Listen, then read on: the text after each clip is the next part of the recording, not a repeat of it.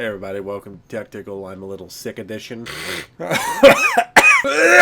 Anyway, my video this week is a little late because I'm in the process of moving. All of my shit's packed up. I have no used hardware in sight to really talk about, aside from the monitor I picked up for 30 bucks a while ago, and that's pretty boring. Anyhow, this week I'm going to be ranting about something, because it's something I've been putting off for a while, and something that I think deserves a lot more attention than it's getting these days. So if you don't mind seeing a privileged white guy complain for about 10 minutes, stay tuned.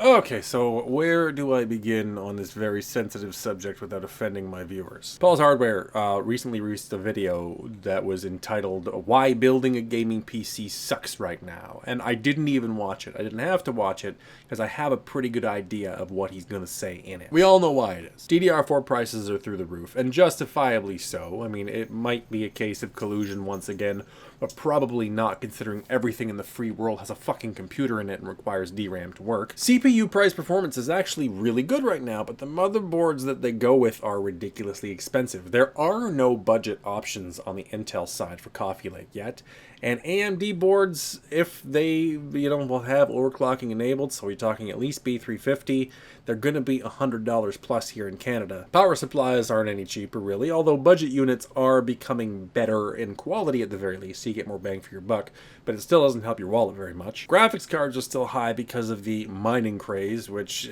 just doesn't seem to want to die. So you put all this together, and building a gaming PC gets to be really tough, especially for someone who's a student or doesn't necessarily have a lot of money to spend. Now, admittedly, a lot of this is beyond our control, DDR4 prices in particular, but there are a lot of things that consumers have no one to blame but themselves for. Let me provide you some key examples. Let's start with budget cases. Now, budget cases do still exist, but not really in the same way that they once did. I remember back in the day, you could buy an Antec Sonata with an Earthwatts power supply in it for something like $50 or $60 on sale, which is an absolutely incredible deal. But what once was $50 to $60 US and considered a part of the budget category, those cases in that same sort of class have crept up by $10 to $15 here and there, and all because little tiny features that have really caught the attention of the consumer base have been added. Now, I'm not saying you can't like things like RGB, tempered glass, and PSU shrouds. What you have to understand is that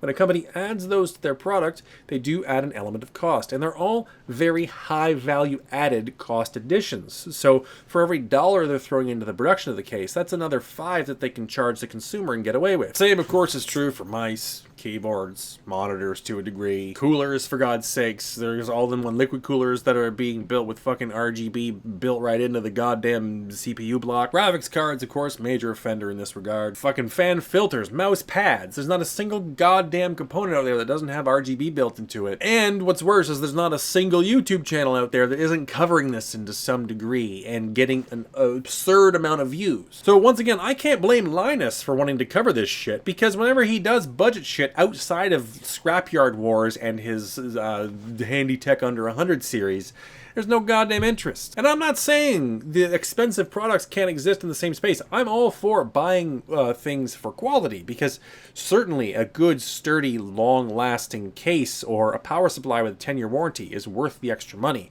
But when you're paying that extra money for frivolous aesthetics and everybody is eating it up, and not just a single segment of the market, you create a real void at the bottom of the heap that sort of like prices everybody out of this fucking whole game entirely. And you know why ultimately this is all happening, I think? Let me just posit a little theory to all of you, and you can let this stew and tell me what you think of it in the comments. PC gaming is not as challenging as it used to be. Developers are spending a lot of money on style over substance to make their games look prettier. But ultimately, it's not those AAA games that's capturing the attention of the PC gaming community these days now, is it? It's games that are incredibly easy to run, that will run on virtually any hardware you put in your system, that are the most popular. And I'm not talking about Farmville or fucking, Candy Crush or any of those games. I'm talking about actual PC games that require a keyboard and mouse and, a sit-down sort of a setup to play. Talking about your Dota 2s, your League of Legends, MMORPGs, still very big, Counter-Strike. PlayerUnknown Battlegrounds, probably an exception to this rule, a little bit difficult to run, but that's more of an optimization thing than it is a fancy, pretty pictures thing. Overwatch, of course, huge example. All of these games are meant for the mainstream. They're meant for people with GTX 660s and locked i5s from 5 years ago to be able to at least play at a reasonable frame rate with somewhat pleasing settings and be competitive. And because of this, the hardware companies are scrambling. They know they've got to generate interest somehow. If people don't genuinely need this new hardware they're putting out, they've got to find some way to sell it to you. And if they can't get you on performance, and if you don't genuinely need the hardware that they're producing, then they've got to get you on style. And before you accuse me of being overly critical, I'm going to confess that I am a victim of this just like everybody else, and I kind of hate myself a little bit for it. If this camera wasn't so shit, I would turn it around and show you what's in my current system. I bought a GTX 1080 for 1,000 Canadian dollars back when it was the hot shit and the 1080 Ti hadn't come out yet. And I've used it perhaps 12 to 15 hours, I would say, to its maximum potential. Most of the time, I play games that don't require a 1080. I play games that don't require a 1070 or a 1060 or even a 1050 in some cases. Right now, I'm going through Divinity Original Sin 2. It runs just as well on my 970 at 60 frames per second on my TV PC as it does on my 1080 here at 144 hertz. I mean, obviously the frame rate is better, but in terms of the visual quality and fidelity and the playing experience and personal enjoyment, I ain't getting fucking $1,000 worth of value out of my GTX 1080. I paid $392 for the Ryzen 7 1700X that's in the system right now, and that I actually have gotten used out of. I plan on streaming more. I don't want to have it set with Streambox to make that happen, so what I wanted to do instead was just stream and game from the same system, and Ryzen is allowing me to do that. $392 purchase, absolutely worth it. $1,000 purchase for a fucking Asus Strix 1080, batshit insane, and I'm fucking stupid for doing it. And that's because they got me on style. That's what it was. It was like, oh, a 1080, look at what it can do. I can upgrade to a 4K monitor, which makes the hardware companies even more money. I can get all this unnecessary shit to go with it to make this fantastic, beautiful, unbelievable, mind-blowing gaming experience that I will never fucking enjoy because I'm an adult with a job and a wife and 3 dogs, or 2 dogs, and don't really have any time, what with my YouTube channel and all that, to actually enjoy it. And I call myself a consumer advocate. I'm sitting here telling you guys to not spend your money, and I'm showing you ways with all of my videos to save it by buying used hardware, looking for discount deals, and even I can't practice what I preach all the time. Now, I'm being a little bit too hard on myself. I'm usually very good about this stuff, and being that I do have this used hardware sort of flipping side business, I do generate a lot of revenue that allows me to be just a little bit frivolous with my cash and make the occasional superfluous expense once in a while without really hurting the bottom line. But still, I could be doing better. And so could you. So if there's one piece of advice that I can give all of you that's more important than anything I've ever said in any one of my videos about haggling, about looking for deals, about digging through scrap heaps, it's be smart with your money. Ask yourself every time you go to make a hardware purchase, do I really need this? Or am I just buying it because it's cool? If you have the discretionary income to buy things because they're cool, enjoy yourself and be happy.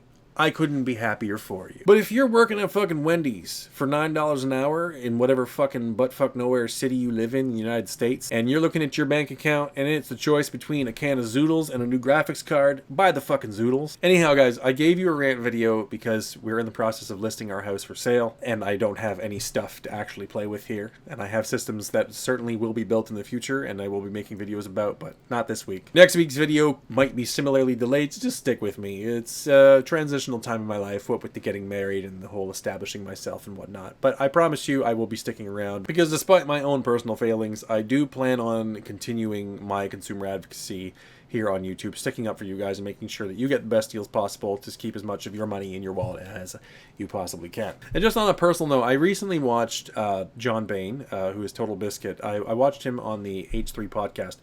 He'll never watch this video, but just in case he does, thank you very much, because you are exactly the kind of person that we need more of.